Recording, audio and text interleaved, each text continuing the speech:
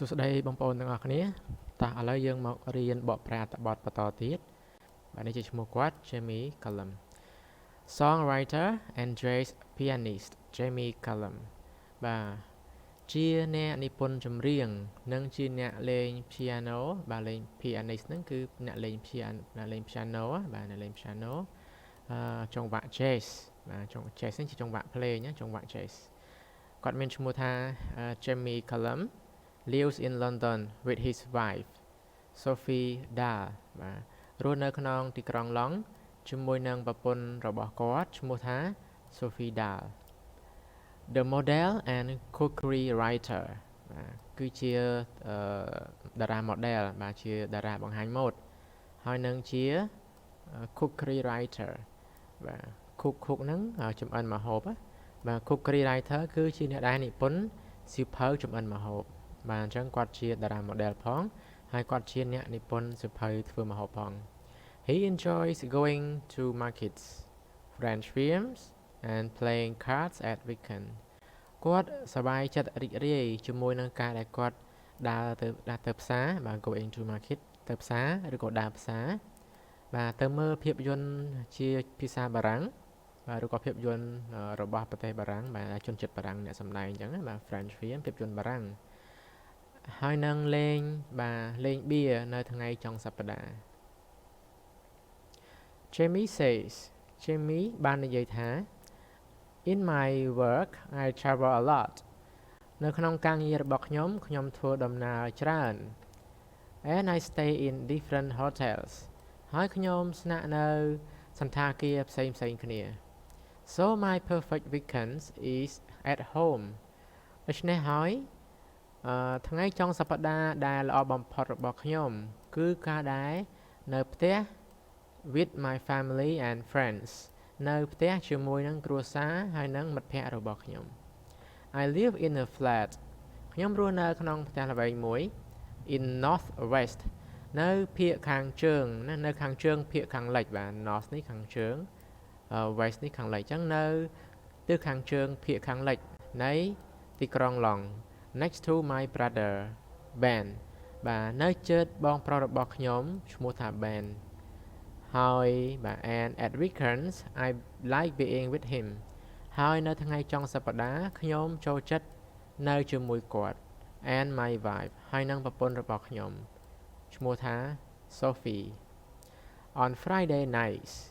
នៅយប់ថ្ងៃសុក្រ we often go to a club យើងតែងទៅក្លឹបបាទណាយើងតែងតែទៅក្លឹប We all love dancing យើងទាំងអស់គ្នាចូលចិត្តរាំបាទក្លឹបគឺជាកន្លែងគេរាំកម្សាន្តណាបងប្អូនថាជាស្គាល់ណាក្លឹប We all love dancing ពួកយើងទាំងអស់គ្នាស្រឡាញ់ចូលចិត្តការរាំកម្សាន្ត On Saturdays នៅថ្ងៃសៅរ៍ we get up late ពួកយើងក្រោកពីគេងយឺត and I make breakfast ហើយខ្ញុំចម្អិនអាហារពេលព្រឹកThat's important to me ការនោះគឺសំខាន់សម្រាប់ខ្ញុំ Then I sit at my piano បន្ទាប់មកខ្ញុំអង្គុយនៅកន្លែងដែលខ្ញុំលេង piano ហ្នឹងបាទអង្គុយជាមួយនឹង piano It's in my kitchen វាគឺនៅក្នុងផ្ទះបាយរបស់ខ្ញុំ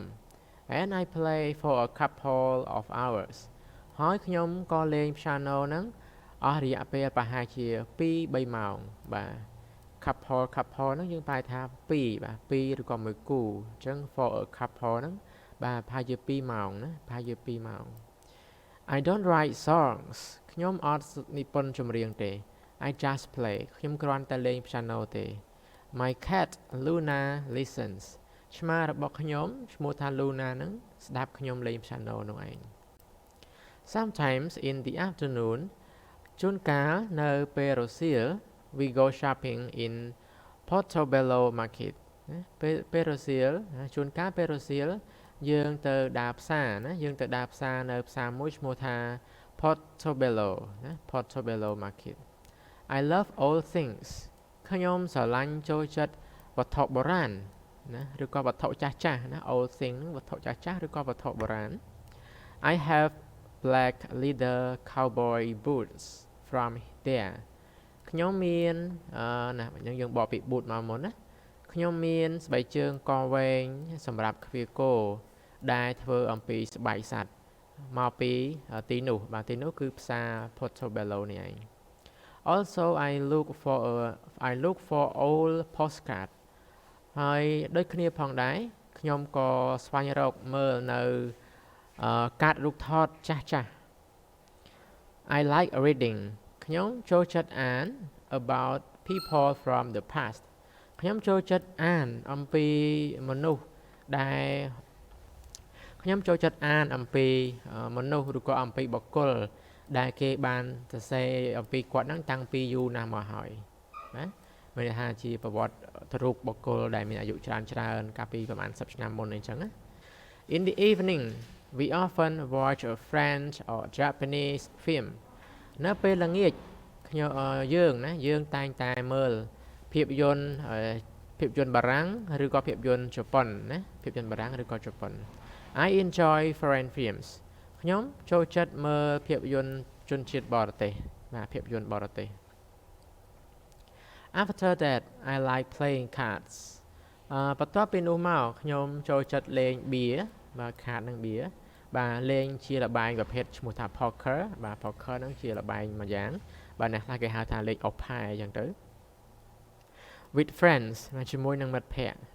sometimes until early Sunday morning ពេលខ្លះយើងលេងរហូតទៅដល់ណាទៀបភ្លឺនៅពេលព្រឹកថ្ងៃអាទិត្យណាលេងដល់ទៀបភ្លឺណាលេងដាច់យប់ we sleep late on Sundays ណាពួកយើងចូលគេងយឺតណាស់នៅថ្ងៃអាទិត្យ but then I like cooking Sunday dinner ប៉ុន្តែបន្ទាប់មកទៀតខ្ញុំចូលចិត្តចម្អិ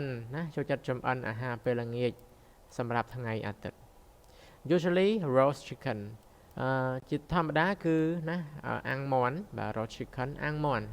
I really enjoy cooking ខ្ញុំពិតជាចូលចិត្តចម្អិនម្ហូបណាស់ In the evening I call my parents and my nan នៅពេលល្ងាចខ្ញុំបានទៅលេងខ្ញុំតែងតែទៅលេងម្ដាយណាឪពុកម្ដាយរបស់ខ្ញុំហើយនឹងម៉ែដោះរបស់ខ្ញុំ They like hearing ពួកគេចូលចិត្តស្ដាប់អំពីថ្ងៃឬក៏ជីវិតនៅក្នុងមួយអាទិត្យរបស់ខ្ញុំមានន័យថាមួយអាទិត្យកន្លងផុតទៅអញ្ចឹងដល់ថ្ងៃអាទិត្យអញ្ចឹងម្ដាយឪពុកគាត់នឹងចង់ដឹងថាកន្លងមកមួយអាទិត្យហ្នឹងកូនបានធ្វើអីគេខ្លះបាទនេះគឺជាការបកប្រែអត្ថបទមួយដែលយើងបានបកប្រែជាមួយគ្នាហើយសង្ឃឹមថាពួកយើងអាចនឹងយល់ឃ្លានីមួយៗផងដែរ